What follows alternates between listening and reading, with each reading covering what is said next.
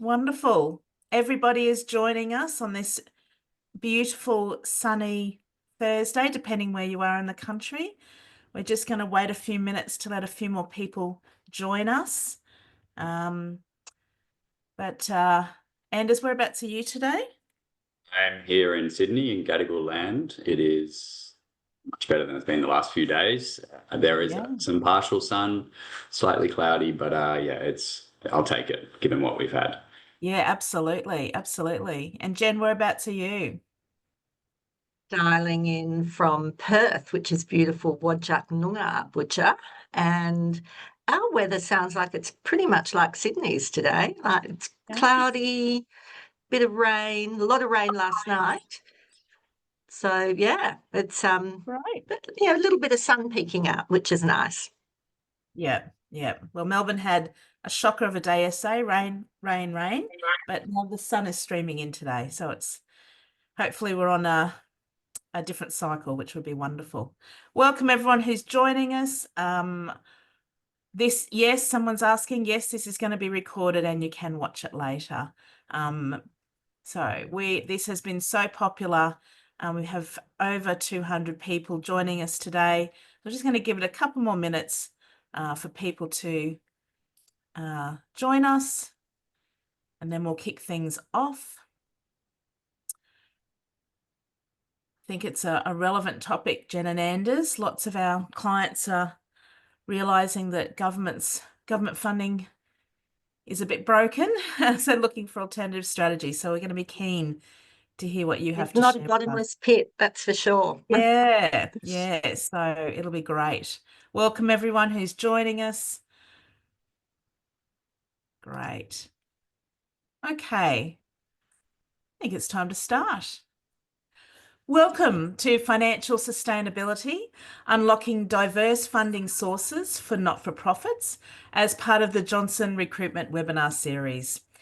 Before we begin, I'd like to start by acknowledging the traditional owners of the land on which we gather today, the Wurundjeri people of the Kulin Nation. I pay my respects to their elders past, present and emerging. Good morning, everyone, and thank you for joining us today. For those of you I haven't had the pleasure of meeting, my name is Lisa Pratt, and I'm the Managing Director of Johnson Recruitment. At Johnson Recruitment, we're proud to support the community services, social purpose, health and medical sectors through recruitment and HR consulting services, and we work with non-for-profits and commercial organisations.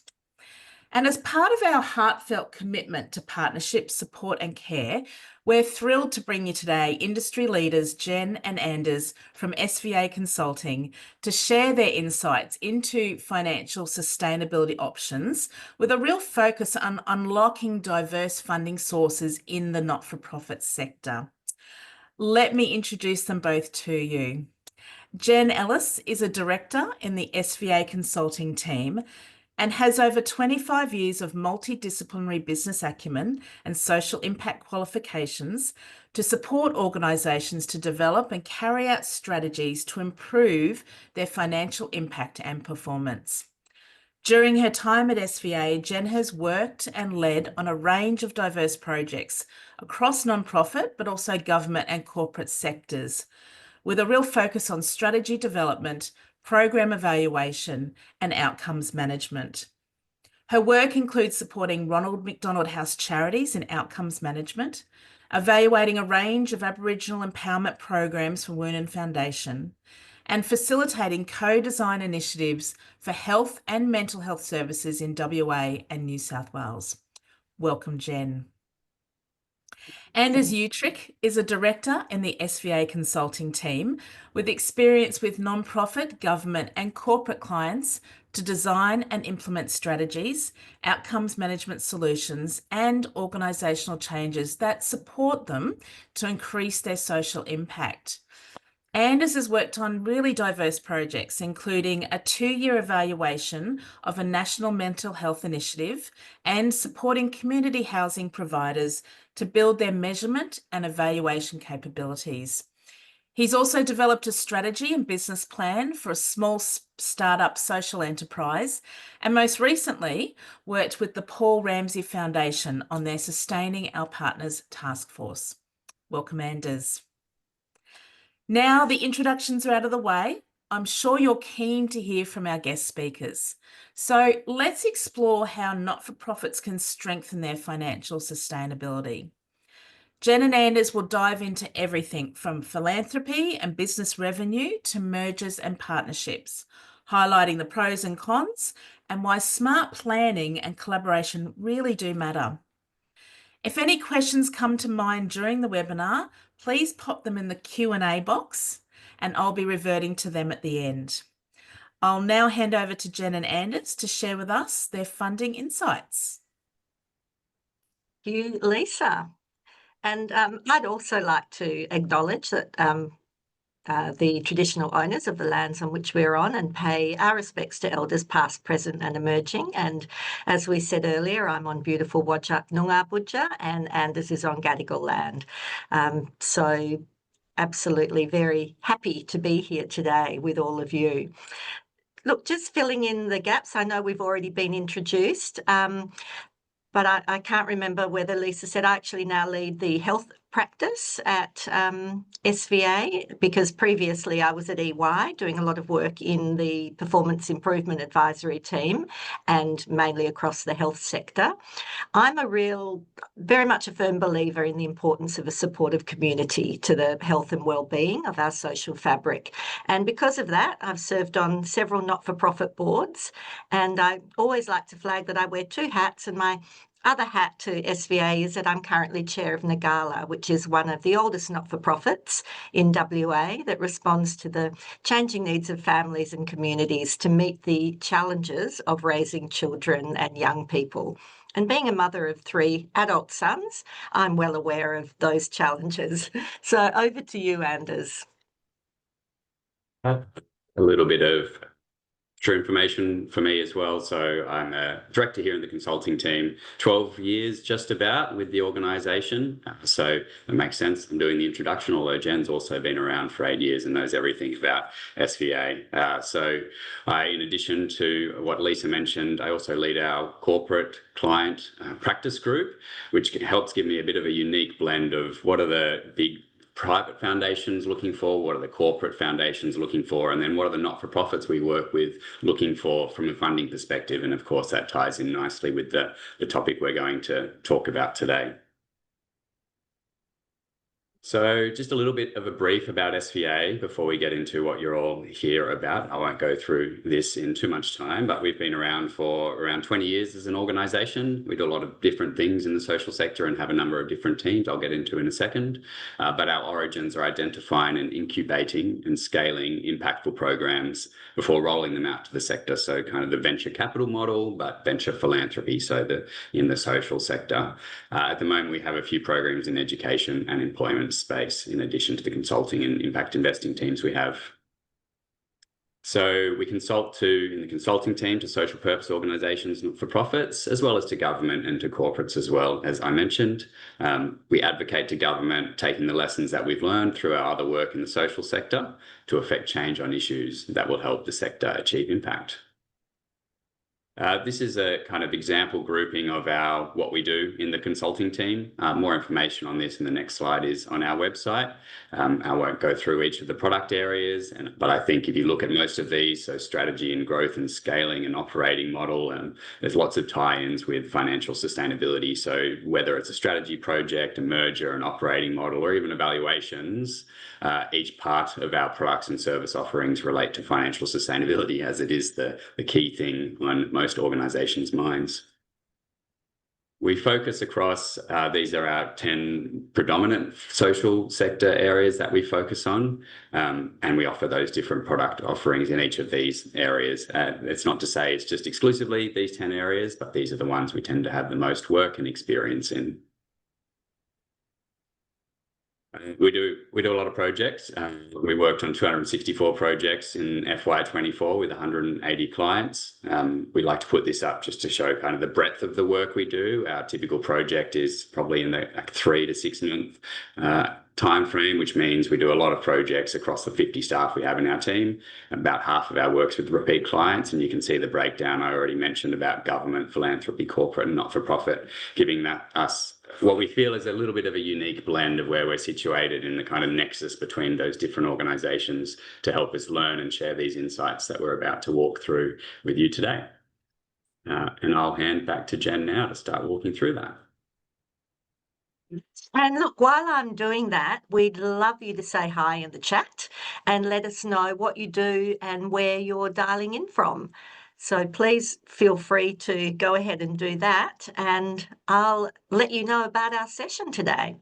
So the purpose is to build your understanding of the diverse funding sources available in the not-for-profit sector.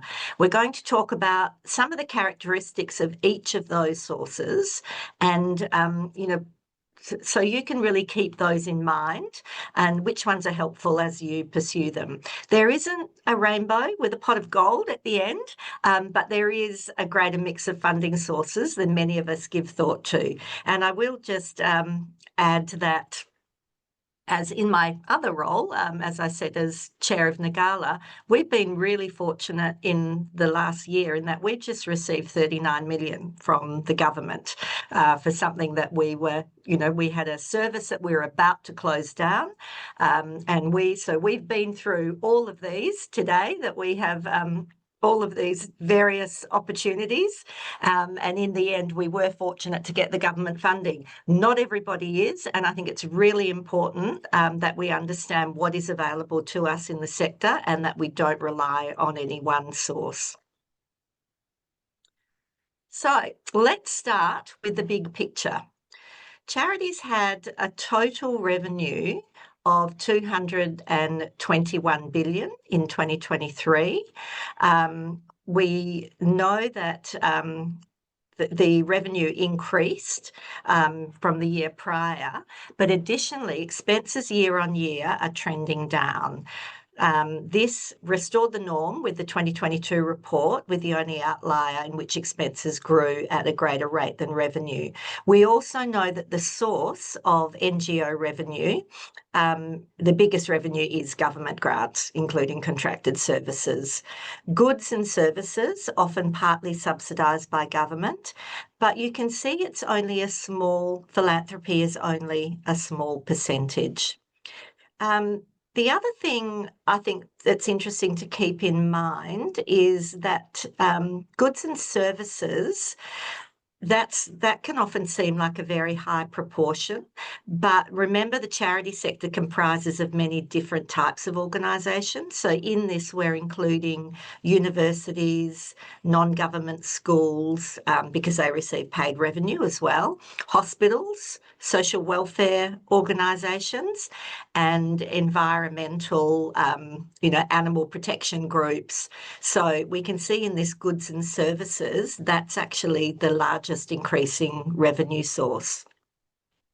On philanthropy, we know that that is critical to supporting the sector, but it does show that the contribution of philanthropy is entirely dwarfed by that of government funding and other revenue. So while it has an important role to play, we must be aware that the big money is still with government and fee-for-service. So there will be very few not-for-profits that are fully reliant on philanthropic funding. So the revenue sources of charities very much varies depending on their size. You can see each bar in this chart represents different types of charities from small to large, while horizontally it shows their revenue sources. So we can see quite clearly here that the smaller charities heavily reliant on donations and bequests. The bigger the charity, the greater their revenue coming from government. You can see that's around 52% of revenue for the extra large orgs that come from government. And just a note on the charity sizes, we're talking about charities that, range from under 50K right up to, over 100 million. Sanders. There are advantages and disadvantages to bear in mind as we think about revenue diversification. So the advantages are that there's great flexibility. Revenue diversification provides organisations with many options to offset any sort of idiosyncratic or environmental swings in their dedicated revenue streams. It does give you the autonomy. Diversifying revenue streams reduces an organisation's dependence on a particular revenue source. And as we said before, you don't want to be reliant on any one source, particularly government funding, as we know that can change very, very quickly. Also, the specific purpose contributions from donors, like that can be great because it gives you the autonomy. It might be untied funding, but if something happens with that donor or there's some reputational risk, then that's gone.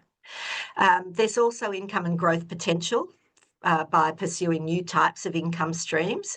They provide an opportunity for organisational and financial growth that might not have otherwise been considered. And there's also that community connection and embeddedness.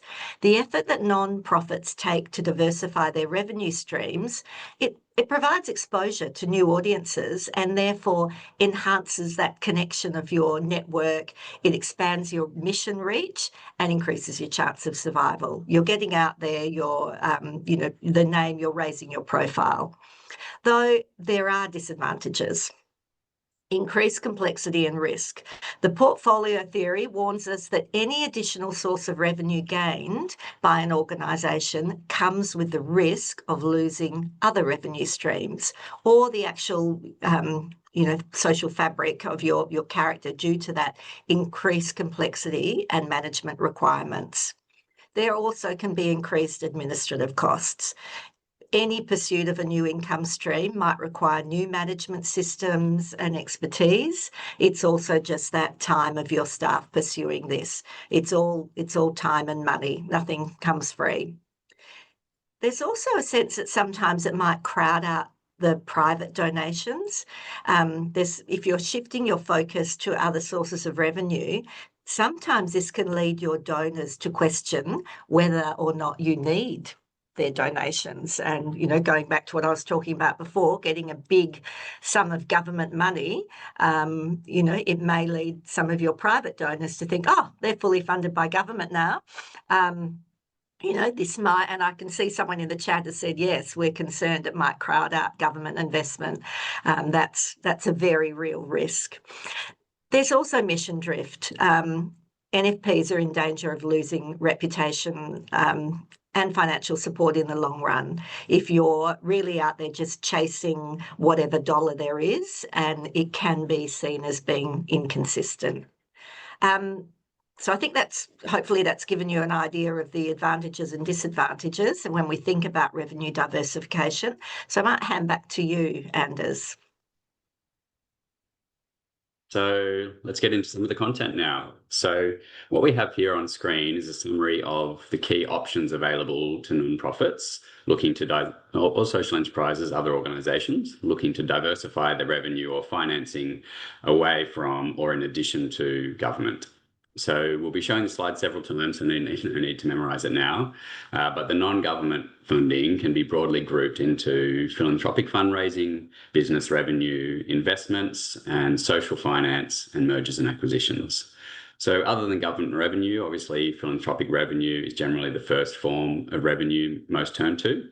And as you work your way down the list, the options we see are a little less commonly pursued. I guess there's a little bit of the investments versus social finance and financing. You might flip for certain types of organisations, but this is generally the most kind of common from top to bottom that we see in the social sector.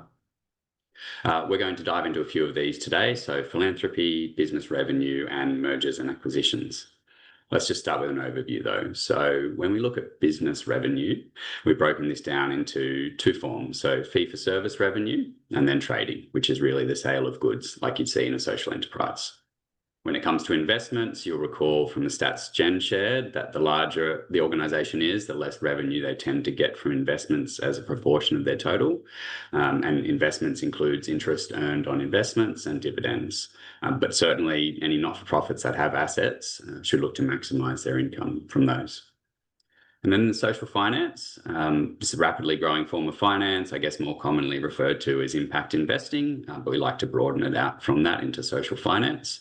And it can take a couple of different forms. So firstly, impact-linked instruments, for example, social impact bonds, people know most about, or outcomes-based contracting, which is a form of government funding. It's initiated by government.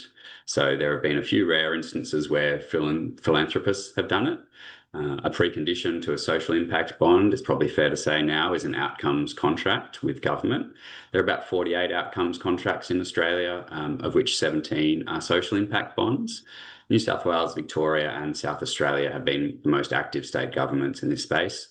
The Commonwealth Outcomes Fund now coming up, there's likely to be interest from all states and territories going forward.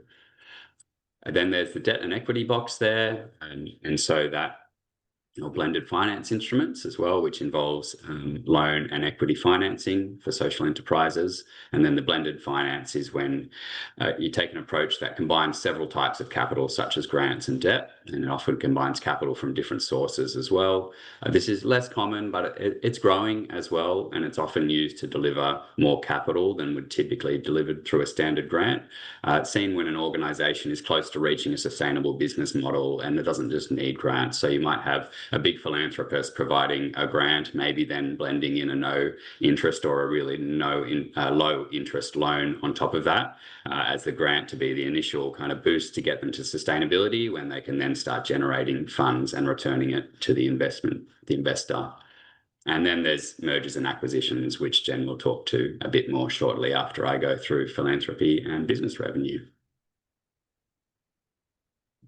So philanthropic fundraising, we broadly categorise that into three categories. So corporate philanthropy, corporate giving, private philanthropy, so foundations, trusts, high net worths, and then mass fundraising, so you're kind of out on the street, general public fundraising, giving smaller amounts. We've got government in there on the left as well, so you can just get a bit of and I know Jen's slides talked to this earlier as well, you can just get a bit of a sense of the scale we're talking about. So yeah, this is not at all to say forget about government, because it is of a far greater scale. But then we look into corporate philanthropy, and these years differ a little bit because it's hard to get which sources from which years. But on our most updated information, corporate philanthropy is around about 5 billion, but only 600 million of that is cash. So a lot of sponsorships and marketing and partnerships type is counted in that 5 billion. Private philanthropy around about 2 billion, and then mass fundraising 6 billion. So let me give you a bit of an overview of the trends and insights, the success factors, and you can read it down the bottom, some demonstrated examples of each. So for corporate philanthropy, trends and insights, it was definitely boosted through COVID. It tends to be concentrated in a small number of organisations that represent 69% of giving. And the types of organisation that give are really your large organisations. So you're thinking finance, real estate, resource firms. They've got the biggest profile, they've got the most money, and they're the ones that have a bit of a social licence to give out more.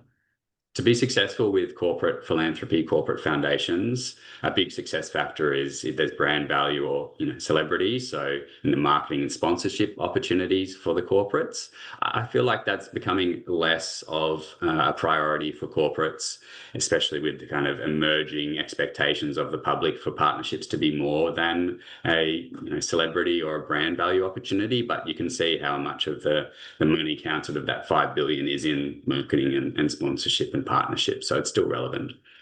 So really important then to be aligned with the target outcomes of the corporate. So again, more corporate foundations are getting sophisticated, working with us to develop theories of change and defining what their outcomes are. But you could think of this in particular being really aligned with their business and what does their business stand for, and what can is an easy sell for them if they're an organisation that works in communities. What's the kind of relevant community programs? If they're a financial services firm, what's relevant to their customers that they should then partner and sponsor. And then as well, having a bit of an opportunity to show how you can provide shared value or tap into the S in ESG, or corporate social performance, as we call it at SVA. So where is there an opportunity for you to create business value for them in addition to any brand value, as well as still delivering social impact? And history of success and trustworthiness, I think, that cuts across all three of them as well. So for private philanthropy, it's matured a lot in the last kind of 5 to 10 years in particular, and we're seeing a real influx of wealth as the intergenerational wealth transfer accelerates. And Philanthropy Australia has a goal to double structured giving over the next 10 years. So that would take that to 2 to 4 billion, which is quite a big increase, and still small relative to government, but a lot for those of you on the call potentially. Again, the trustworthiness is there, the alignment with the target outcomes, and a bit of a point where a lot of the bigger foundations, private foundations, tend to be bigger as well if they're thinking strategically. They're looking for systems change focus. They're looking for things where they can hopefully give more multi-year funding at a bigger level and try and change the systems as a bit more of a strategic approach. Mass fundraising, it's steady, but could potentially be displaced by private philanthropy. It's increasingly wealthy Australians, but lower level of giving overall. And it's really difficult because you need to be able to sell yourself in kind of a pithy message. And many of the kind of issues or work that not-for-profits do, it's very hard to simplify in a quick and a statement that you can say to someone as they're walking past, or ring them up and say, here's the work you do. So it's complicated to go for that mass fundraising bucket. So you need to have an easy kind of sell, that big fundraising capability, be easily understood. And again, brand value, celebrity or trustworthiness is a big success factor there. So, of course, as with anything, there's limitations. So some of the limitations to pursuing philanthropic fundraising, both kind of all three of those groups. So corporate and private philanthropy, the first two groups there, they're commonly short-term, although becoming more strategic, but they require significant effort to secure relative to their time frame. So often you're talking kind of multi-year build-ups to being able to secure a big partnership or donation and relationship with corporates in particular. And so that's a big payoff, but it's a big time investment as well. Number two there, so grants often don't cover the full cost of overheads or any overheads. So we're definitely working on it. There's been a lot of work again in the last 5 years. There's a pay what it takes work that SVA was involved in and has now taken on a life of its own, which is some analysis we did looking into organisations and how much overheads that were actually needed that weren't covered through grants. I think it was about 33% overheads. And so there's now commitments from many of Australia's largest funders to pay what it takes and start including overheads in grants. So that's building as well. It takes significant effort to apply for grants. So you're thinking about going for kind of the grant opportunities that are live online, and just to manage funder relationships, a lot of effort. And funding needs to be aligned with funder priorities. We talked about that. So aligning with the outcomes, and they can change as well as things evolve, and returns on investment vary. And so some options have more strong returns. And so there's some pretty clear returns and formulas out there for mass fundraising. If you have those conditions to success in place, you can kind of invest in your fundraising capability and expect a certain return over the years.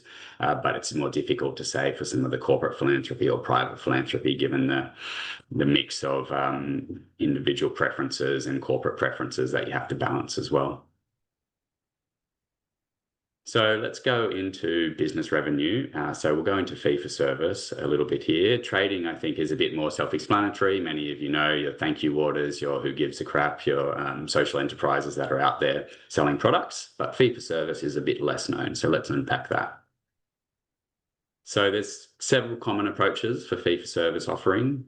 There's replication, licensing, membership, advisory and training services, B2B services, and B2C services as well. So a quick run through. I know there's lots of text on these slides, but I'll give you a quick run through of these. So replication is where you have a breakthrough product or a model with limited risks, and it's easy for others to adopt. Purchases might be not-for-profits, philanthropists and government. And as example, Just Reinvest New South Wales has developed a model for reducing offending, and it's replicated across other sites.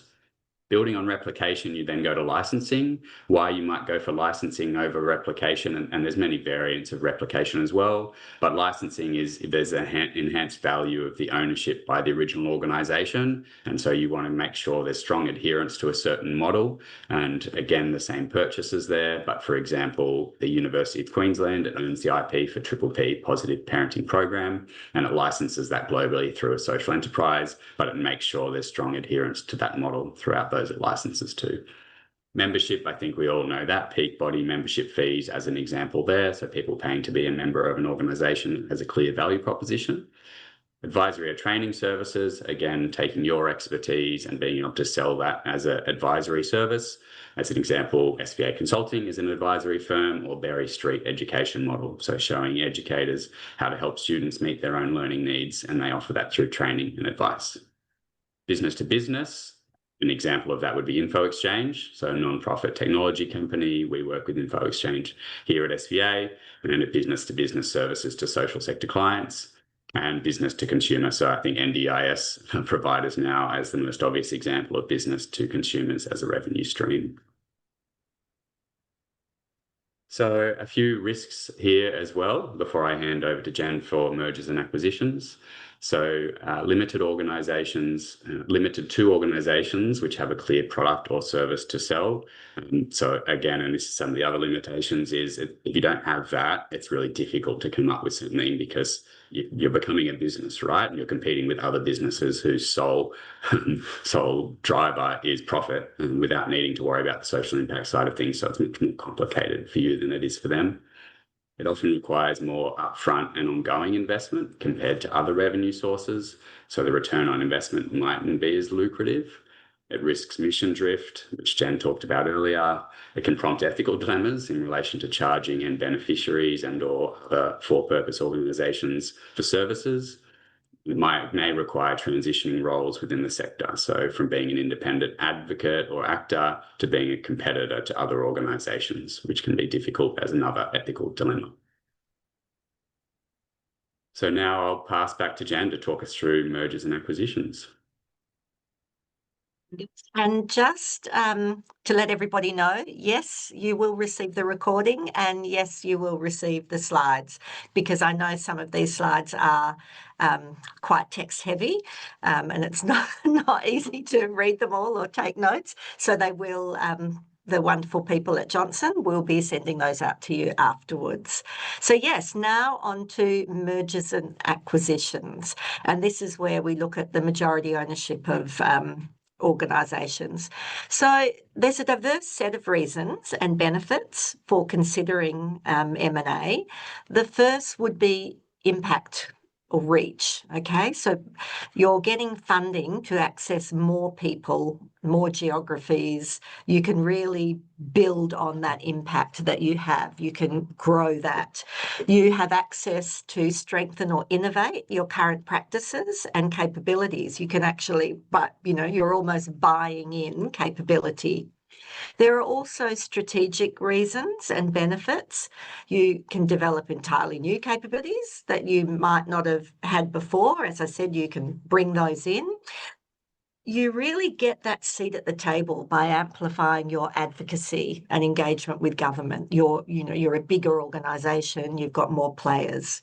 You can present a better, more aligned case to donors and funders. You can also use it as a bit of an opportunity to reset the organisation, especially when you're bringing two different organisational cultures together. We've seen that where there might be a particular culture that is ripe for change, and by bringing the two organisations together, we see a whole new culture developed. And then, of course, the financial benefits. You've got increased fundraising, you're improving your operational efficiencies, you could quite often reduce the costs of any transformational projects, that are lined up, and you strengthen your sustainability, your balance sheets, assets. I mean, there are obviously those benefits. You wouldn't go into a merger with a failing organisation. That's all part of doing your due diligence. So thanks, Anders. I'll get you to move to the next slide. So it's important when we think about M&A that we consider the full spectrum of collaboration, as mergers aren't the only or always the best option. So there are many ways NFPs can work together. So we can see here that, there's a line from, independent through to interdependent through to fully integrated. So informal partnerships, which might just be sharing resources or joint campaigns, they can be absolutely valuable, and have many of the benefits of a full merger or acquisition. Your alliances and coalitions, strategic collaborations without any actual integration. You can look at joint ventures, shared service delivery or program development. There's also the back office integration, where you might merge your finance or HR, but then keep other things separate. And then, of course, there's the full merger where you have complete organisational integration, including your brand, your governance, full operations. So the spectrum ranges from low integration independent models, which are very flexible and low risk, to high integration models, transformative, but can be complex and risky. So how do we determine which M&A model is the right one? Not every situation calls for a full merger, and the right model depends on a range of things. You really need to look at what are your strategic objectives? What's your organisational readiness? Do you have alignment of your stakeholders? What's your financial position? What's the cultural compatibility between the organisations? And what's your risk tolerance? So we would always say the best fit model should maximise value while minimising risk. A full merger may not always be necessary or feasible. Finally, it's very important to note that only around a third of mergers create value in the NFP sector. And this is for a range of reasons. It could include misaligned mission or cultures, poor stakeholder engagement, not bringing your stakeholders along on the journey. Often it can be underestimated complexity or cost. And then that can be built on by that inadequate post-merger integration. And as we spoke about before, there can be a loss of community trust or donor confidence. So this reinforces the need to be strategic and cautious. A merger should it's not a means to an end. It is a means to an end. It's not the end itself. And that is why, Anders, thank you, SBA has a 6-step process to support not-for-profits to investigate and then implement mergers. So we know as a revenue diversification strategy, it's not an easy option. It takes a considerable amount of time and effort, and that's why we feel it's really important to take a very structured approach and step back and reassess after each step. Also, it's very important that the board and the executive are involved from the beginning to give you the best chance of success. So I just want to step through this now. You can see here the 6 stages. The first stage is to get very clear on your strategy and objectives. And this is where you would get, not at this stage, it's not both parties. This is just your organisation. What is it that you want out of the merger? What benefits might you be looking to realise from that? And what type, is it just a collaboration? Is it just a strategic alliance? Is it shared services, or is it a full merger? So I think, that work, that step 1, could take a couple, 2 or 3 workshops even to really unpack and clear about. Then you need to get very clear on your terms of reference. What's on the table? What's definitely off the table? It may be, yes, we're looking for a collaboration or a merger, but we don't want to lose our brand. Our name, our brand is paramount to us, or we don't want to lose our board. But it could be, we're just happy to do the work we do. We don't mind whether we are absorbed by someone else. Our name's not important to us. We can merge the board, we can lose our board, take a couple of people on. So it's really important to get clear on those deal breakers, I guess, and to plan and allocate resources. This doesn't happen in your spare time. This will take a big effort and will take real time and real resources. The next step is that market scan. Now, a lot of people jump into this first before doing 1 and 2, and we would really advise against that. You need to be very clear on your strategy and objectives and your terms of reference before you even consider getting out there and looking for a suitable partner. From there is when you start having those tough conversations and setting the tone. You then actually start meeting with people. That's when you get out there and make those calls and sit down meetings and get really clear on those deal breakers, align on what both parties want, identify shared principles, and as I said, those non-negotiable showstoppers.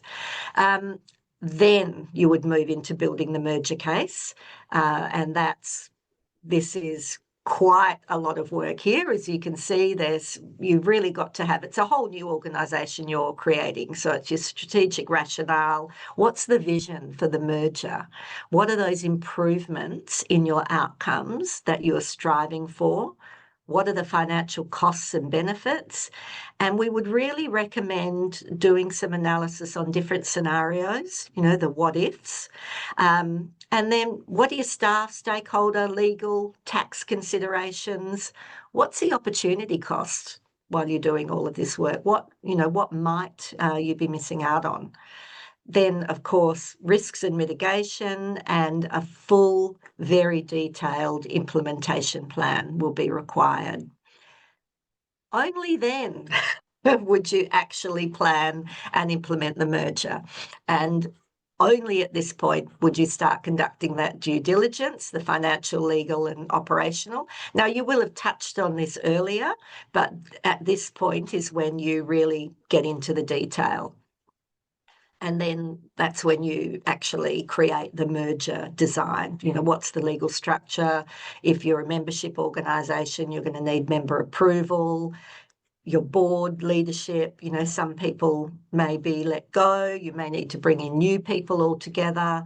How will you let your stakeholders know? What's the operating model, the new operating model going to be? Will it be taking one from an organisation? Will it be a blend? Will it be something totally different? How will you monitor that value capture and the business integration? So although that's step 6 and it looks like the end, it is just the beginning. But this is how you go about it. But that sort of post-integration is super important as well. So thanks, Anders. So as previously discussed, when talking about adding value, pursuing any collaboration can be costly and not guaranteed to be successful. So we can see there are major costs involved. There's a significant time and effort required. Involvement of your senior personnel is very necessary throughout all stages of the process. This can detract from their other responsibilities. So there's an opportunity cost when people don't look at that real resourcing, can lead to burnout, can lead to all sorts of issues. Depending on the depth being considered, significant work can be imposed throughout both organisations. There's also, sometimes we don't think about, the rebranding, the comms, the legal. There'll be a whole lot of advice and costs incurred throughout the process. It can go wrong. Many things can go wrong. There can be reputational damage to one or both parties. You may decide in the end not to go ahead, and then you've fractured what you thought was a great relationship. So, there are issues along the way.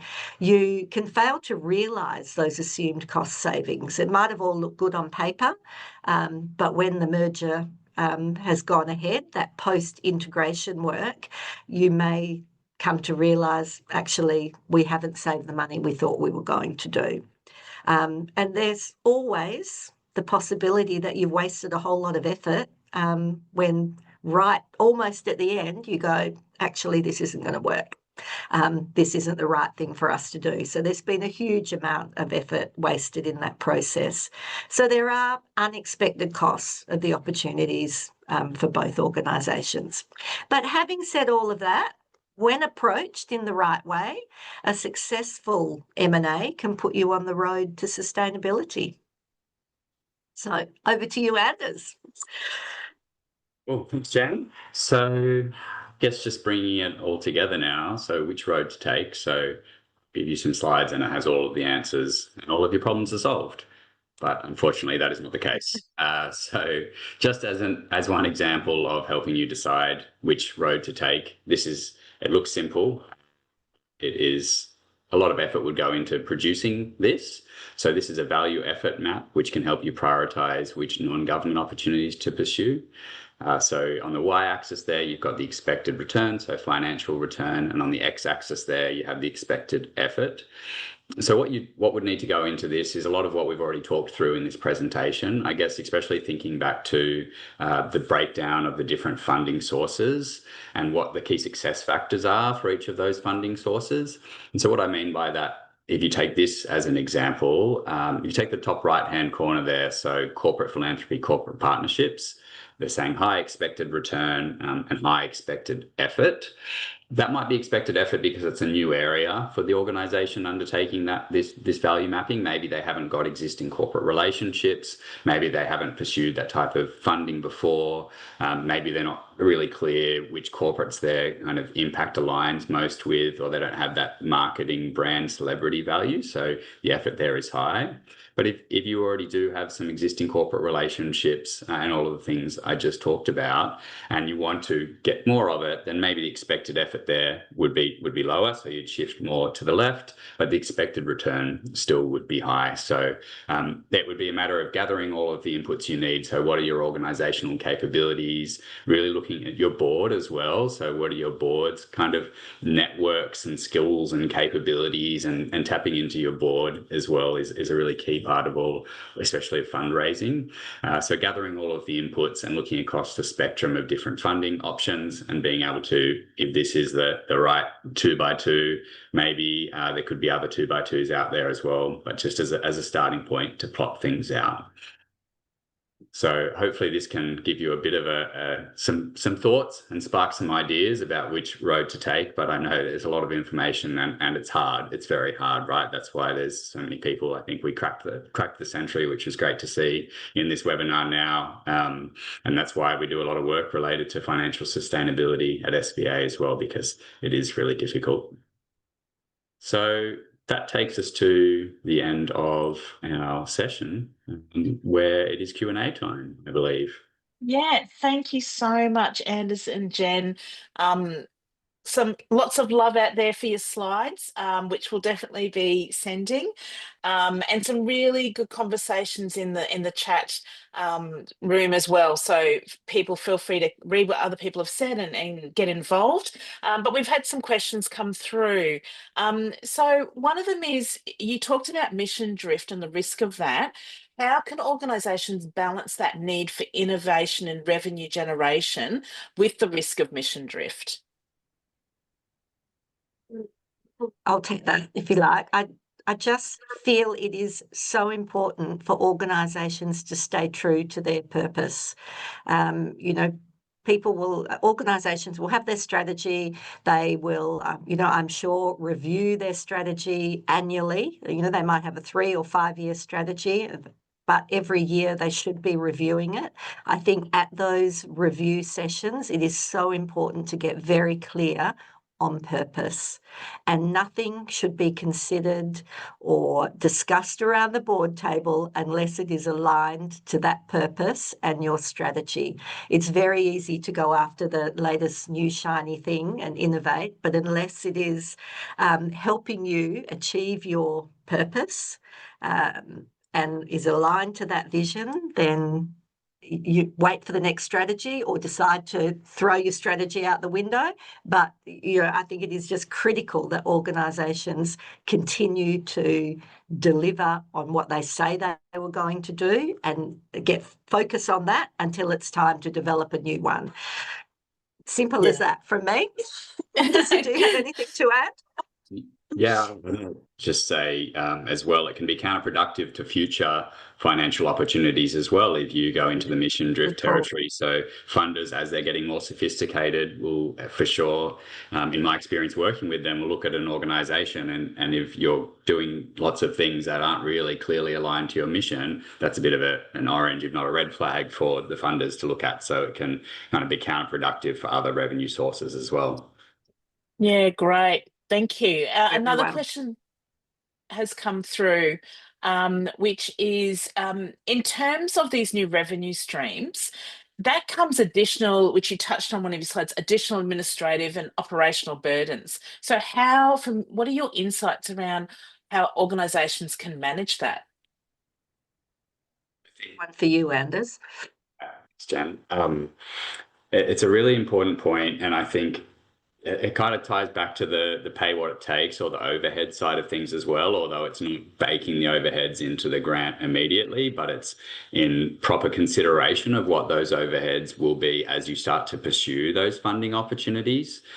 So it's a lot more than this staff member is going to start pursuing these or hiring in the capabilities, but just the bigger picture thinking of what's the additional back office and overhead cost as the opportunities start to arise and they flow on to other members of the organisation when the individuals who are starting to pursue more funding opportunities, if we just use philanthropy as an example, they're going to need collateral from the rest of the organisation. They're going to draw on the measurement and evaluation teams, the strategy teams, the leadership teams, starting to bring people into additional meetings. Let me introduce you to our CEO. So it can really build out from there. And so you just have to be very conscious of that in your planning of what is this individual going to do and what are the flow-on effects across the organisation and how do we plan for that as well in what is typically always an already resource-constrained environment.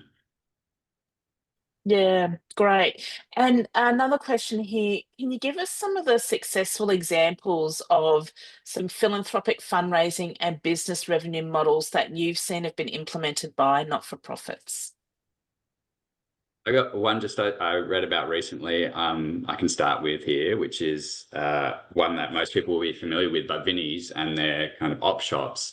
They just went through, I think it only launched a month ago, a new online op shop they've got, and they put, I think, multiple years and a significant amount of money into going through all of their stock and building up an online presence in a really user-friendly way that is now kind of being compared to some of the leading online fashion retail websites in what I've seen. And so that is just very clearly aligned with their mission. It's kind of what they already do, and it's looking to build on and grow their existing capabilities aligned with their mission and vision and what they already do and turning that into a greater source of revenue. So I think that's just a really obvious one. Yeah, great. Jen, did you have anything you wanted to add? Yeah. Yeah, there's an organisation we work with in WA, the Woonan Foundation, who are an Aboriginal community-controlled organisation, and this is on a larger scale. They actually bought a failing resort in the town of Kununurra on the lake, and they've got funding to renovate it, and they've recently got more funding to develop the catering facilities. So they actually have accommodation, they have a beautiful restaurant and swimming pool and grounds, a caravan park, and they use that as a training ground as well. So they run employment programs for young Aboriginal people in the town. There's a whole lot of programs that they run, but they can use the resort as a training ground for part of that. It's then also doubles. It can be, for learning and development, for other organisations can come and hire the venue. So it's a bit of a win-win, really. And then when I was last up there, they were about to, I think, double their accommodation to sort of meet the need in the town.